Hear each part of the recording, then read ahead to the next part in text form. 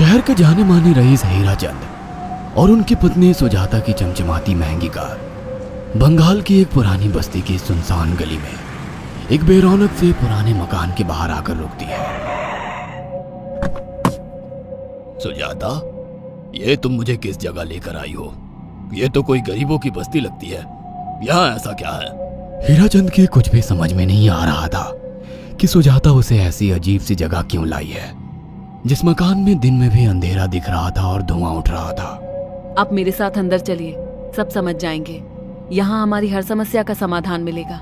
सुजाता और हीराचंद आशंकित कदमों से उस मकान में दाखिल होते हैं। तभी उन्हें किसी महिला की बाहरी आवाज सुनाई पड़ती है।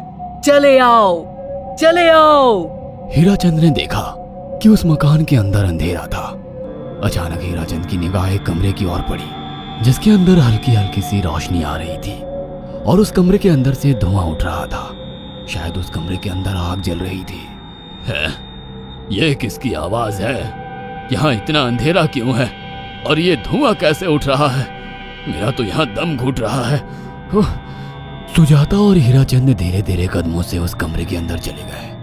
अंदर वाले कमरे में बिखरे बाल वाली एक खूबसूरत सी बूढ़ी औरत सामने जल रही आग में एक मुर्गी की गर्दन काटकर उसका खून गिरा रही थी और मुर्गी का शरीर छटपटा रहा था।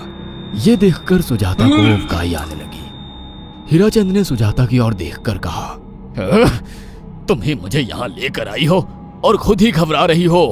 कौन है ये भयानक सी शक्ल वाली औरत और हम यहाँ क्यों आए हैं?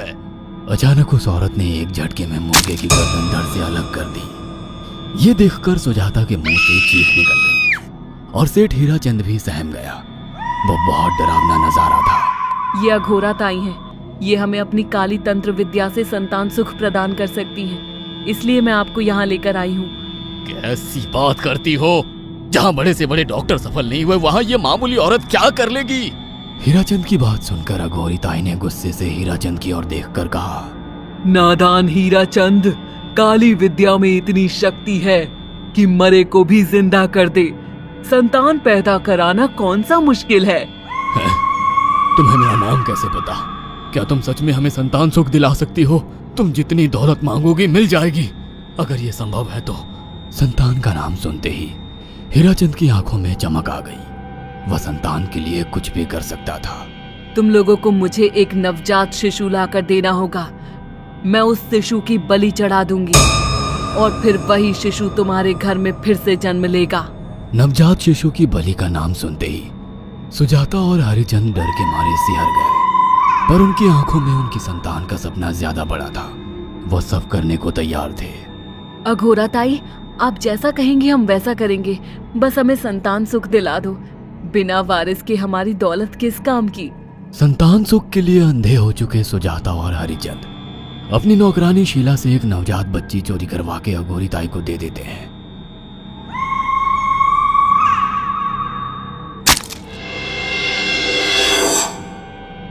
उस शिशु की बलि से सुजाता गर्भवती हो जाती है। देखा आपने अघोरा की तंत्र शक्ति? मुझे उस पर पूरा भरोसा था। चलो चलकर उन्हें धन्यवाद कहते हैं। हीराचंद और सुजाता अघोरा ताई के पास पहुंचते हैं। वो दोनों बहुत खुश थे और अघोरा पर उन्हें अंधविश्वास हो गया था। अघोरा ताई, आप महान तंत्रिका है। आपने वो चमत्कार कर दिखाया जो बड़े बड़े डॉक्टर नहीं कर सके। ये काली विद्या है बेटा। अगर तुम दोनों चाहो तो मैं इस विद्या से तुम दोनों को हमेशा के लिए जवान बना सकती हूँ। क्या सच में ऐसा संभव है? हाँ बिल्कुल, पर इसके लिए तुम्हें जवान लड़के और लड़कियों की बलि चढ़ानी होगी। तुम उन्हें यहाँ तक लाओ, बाकी मैं देख लूंगी। जवान रहने की लालच में अंधे सुजाता और हरिचंद एक अनाथ आश्रमों से हर रोज एक लड़की या लड़के को गोद लेने के बहाने अघोरी के पास बलि चढ़ाने ले जाने लगे। और एक दिन अघोरी ताई ने हीराचंद और सुजाता से इंसानी मांस खाने को कहा। पूरी तरह से इंसान से हैवान बन चुके अब वो दोनों इंसानी मांस खाने के लिए तैयार भी हो गए। ये गर्म खून और मांस खाकर तुम लोगों की उम्र भी बढ़ जाएगी। खाओ इसे। हाँ, सच में ये इंसानी मांस बड़ा स्वादिष्ट है।